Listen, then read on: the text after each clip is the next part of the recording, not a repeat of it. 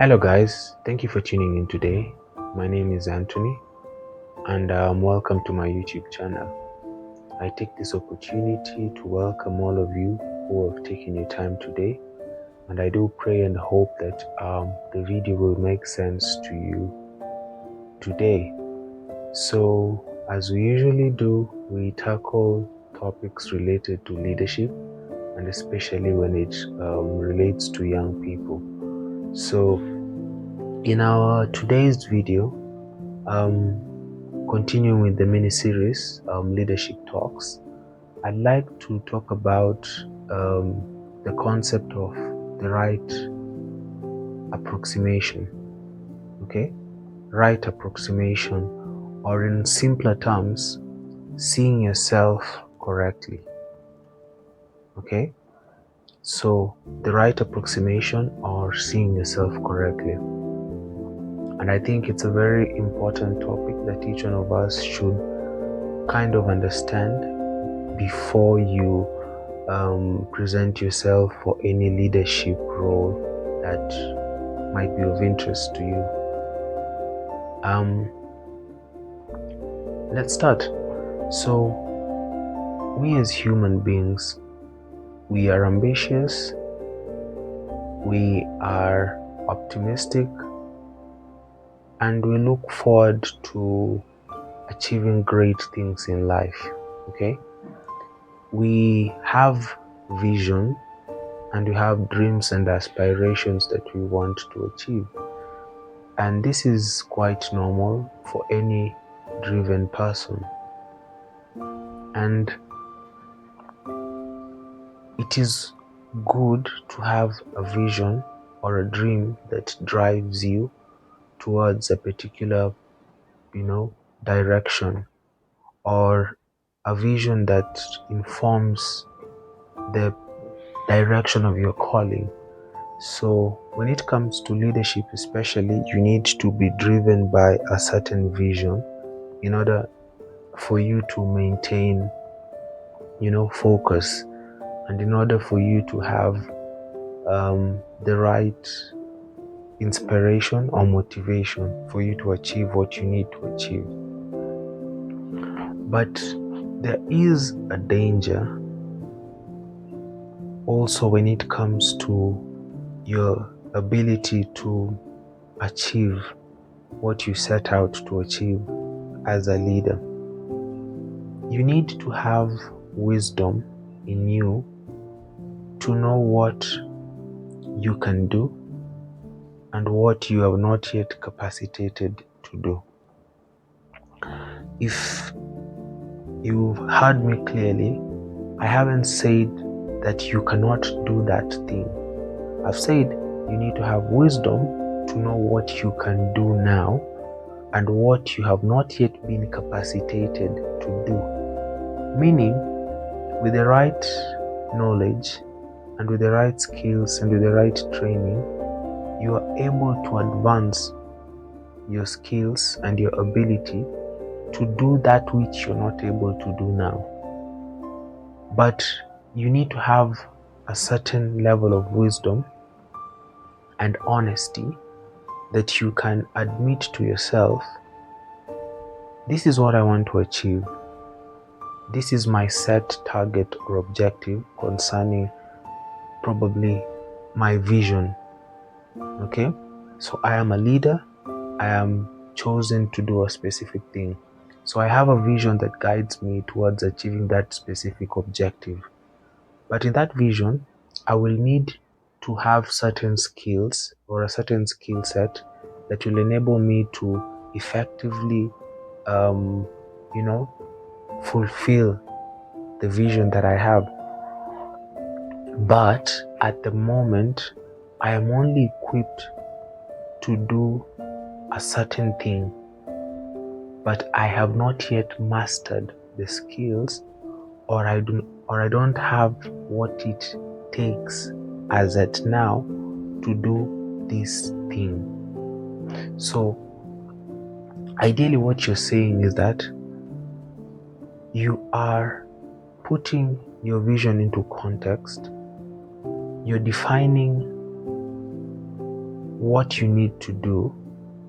You know what it takes to fulfill the vision that you have. You know the resources that are required, the tools, the expertise, and the knowledge that you need.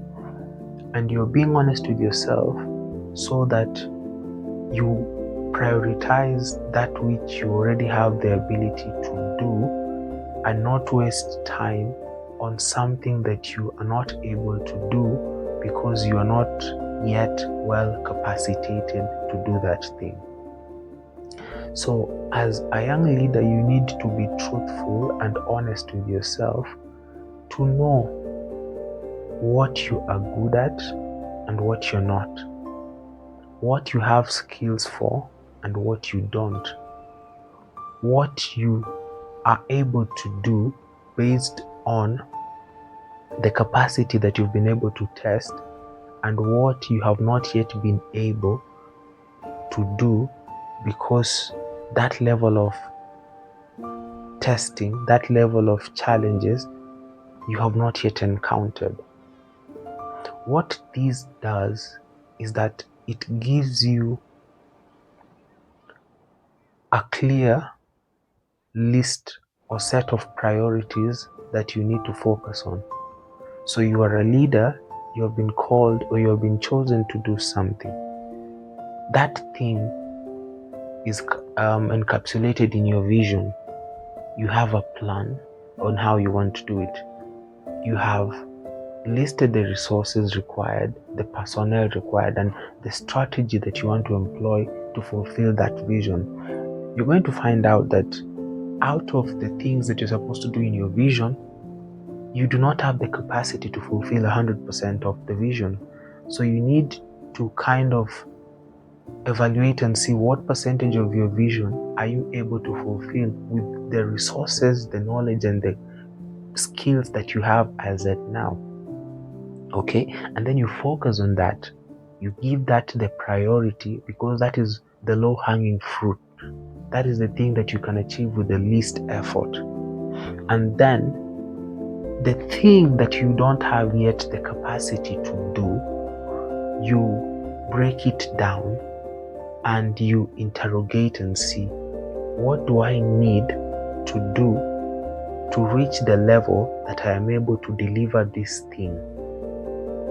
So there is a thing that you do not have, maybe the skill set, the personnel, the capacity to deliver as at now. So that you put it down on paper. Then ask yourself, what will it take to fulfill this thing, to achieve this thing, to complete this thing? What resources is required? What skill set is required? What kind of personnel do I need to help me fulfill this? Then once you break down what you will need, you start working on getting these things. If it is a certain skill set, go and train yourself, go and train the people to get this skill set. If it is resources, work on how you're going to get these resources. If it is personnel, work on how you're going to staff, how you're going to get the human resource to help you, get the personnel that you need. So you start working, you map down what is required for you to be equipped, okay, so that you are able to achieve that specific goal that you are not able to achieve as at that point. Okay, the role of right approximation or appropriate approximation is that it gives you a clear set of priorities in your role as a leader. You get to have a clarity or a clear understanding of what can you do at the moment, what needs to be prioritized now, then what can come in later, and how do I plan for these things even as they come later on. The right approximation breaks down your goals and objectives in a realistic way, in an achievable way that will make you still fulfill the promises that you made without having to become overly ambitious, without having what it requires for you to fulfill a specific vision. So it helps you maintain your dignity as a leader. It helps you maintain a certain level of integrity. You will deliver based on the word that you had given out. So you do not overpromise without first of all having the right approximation of your ability to deliver a certain thing. When you are venturing out for any leadership role, you need to understand what that role requires of you, what that problem requires of you to solve it. Then you need to kind of do an analysis, some research to get a rough idea. What might this solution entail in order for me to solve this problem? Then the solution that you're supposed to give, how realistic is your capacity to attain what is needed for you to have that solution at hand? And then you also need to take the magnitude of the problem that you are presenting yourself to solve and ask yourself, do I have the realistic capacity to solve this kind of magnitude of a problem? Because you might be a person who you are used to serve in maybe a small locality. Okay? Maybe you're used to serving 10 people. But you want to go and present yourself to serve 1,000,000 people. You do not have that exposure. You do not have the macro understanding of what it would take. You do not have such understanding of things that deal with the economies of scale. You know, when you're dealing with 10 people, their requirements or what it takes to satisfy 10 people is not what it will take to satisfy 1,000,000 people. The logistics that are involved with 10 people are not the logistics that you're going to deal with when it comes to 1,000,000 people. The kind of problems, the time it would take for you to serve 1,000,000 people is different from 10 people. So there's all these logistics that are involved based on the magnitude of the collective group that you are being put in charge of. So as a leader, you don't just wake up and start promising without having done your analysis. You need to visit the ground. You need to have the right picture of what you are immersing yourself into. You need to know, who are you going to represent? What are the numbers of the people that you are going to represent? What are their needs? What does it require for me to satisfy their needs? What will it take for me to bring the solution on board? Do I have what it takes to bring that solution on board? And if I don't have what it takes, do I understand the path that I will have to follow in order for me to have what I will require to access that solution? So all these are questions that you need to ask yourself as a prospective leader that you want to go out, you want to vie for a leadership position. What's the practicality of your skill set and the solution that you're offering vis-a-vis the needs of the people? Okay, do they match? Are they aligned? Based on how equipped you are, do you have the technical know-how to solve the problem? And if you don't have the technical know-how, do you know people who are able to help you come on board and solve the problem? So I have seen a lot of people who have ended up biting more than they can chew. You end up promising more than what you can deliver. You talk a lot, but you can't deliver. You talk big, but you perform small. Okay? So one thing that will make your reputation go down the drain faster is if you're not able to keep your word. Your inability to maintain promises is one thing that human beings really take seriously.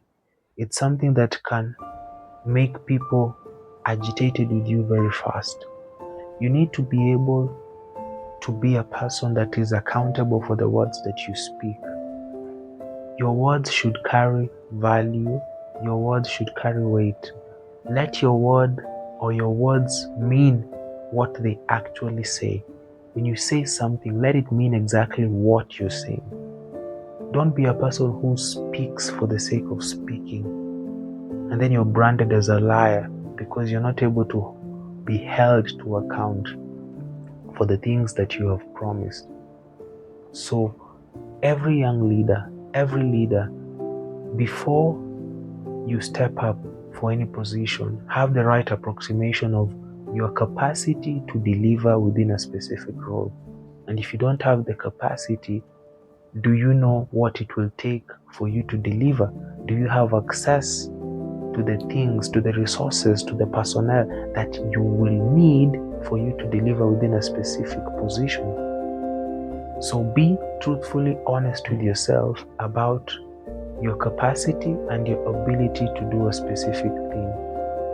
And if you can't reconcile it in your mind, if you can't reconcile how to do it, then take some time and think it over so that you are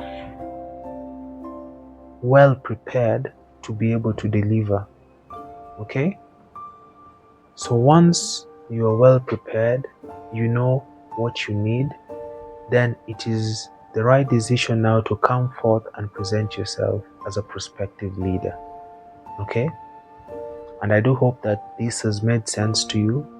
I pray that our video today resonates with some or all of you. And I do hope that you're going to take it into account before you present yourself for any leadership position. Do the background work. Be honest and truthful with yourself. Have the right approximation of what you can do before you can present yourself as a potential candidate. So, thank you for tuning in. Thank you for staying until the end. I appreciate you. I thank you for sparing your time. And like, share, and subscribe. And I pray to see you for my next video. Cheers. God bless you.